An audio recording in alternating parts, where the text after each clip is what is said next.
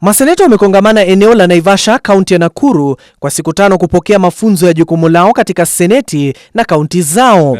Katika hafla hiyo, maseneta wameshikilia kuwa hawatadhalilishwa na wabunge kutoka Bunge la Kitaifa kama inavyoshuhudiwa mara kwa mara, haswa wakati ambapo Bunge la Kitaifa huidhinisha Miswada bila kushirikiana na maseneta. I dare say many have questioned the necessity of the Senate in the legislative architecture of the country. The perception that the Senate is inferior or subservient to the sister chamber, the National Assembly. 2, the incessant jostling for the control of the counties by either house. We have unfortunately witnessed increased legal tussles in our courts involving both chambers. We have actually an appeal in the High Court where the 23 were nullified. 5 are still, is it at the Supreme Court or Court of Appeal, Dr. Okello? Supreme Court. National Assembly said kazi ya Senate ni mashinani. They cannot interview IG. We had to fight.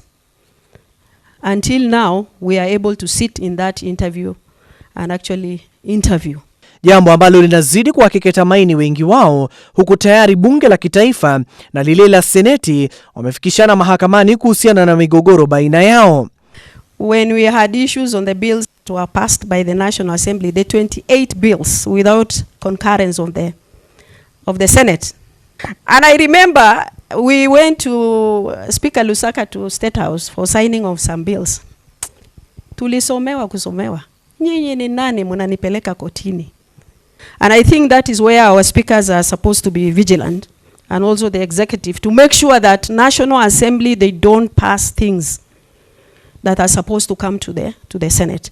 Speaker wa Seneti Amason Kingi amewaahidi maseneta kuwa watapokea fedha za kutosha kuafikia jitihada zao za kuchunga mali ya umma dhidi ya magavana ambao wanapania kutumia mali ya umma vibaya. This is a weighty constitutional mandate that comes with huge expectations and requires that you be accorded the necessary financial support and material facilitation in order to successfully execute the onerous task that also entails traversing your counties. And also being wood from one level to the other. Governors always throw us under the bus as a Senate. I remember the last one was the third generation formula. Isitoshe, maseneta hao wameshikilia kuwa lazima wachangie pakubwa utendakazi wa bunge ili kuhakikisha Wakenya waliowachagua wanapokea huduma bora kutoka kwa serikali kuu na zile za kaunti. There's no competition for these seats of Senate. That's why you have the turnout of Senate. It doesn't change as much. We come back, all of us, because there's no competition. MCS, they have a fund. That's why we have competition.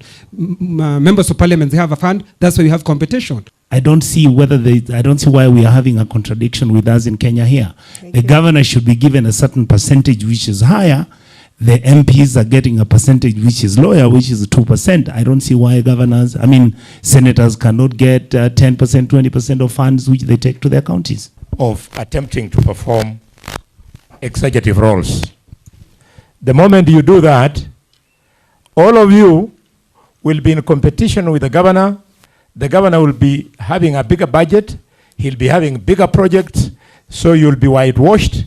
All of you will lose. And I know you don't want to lose. Zoezi hilo linatarajiwa kutamatika mwisho wa wiki hii. Abdezi Mwanga wa Ebru.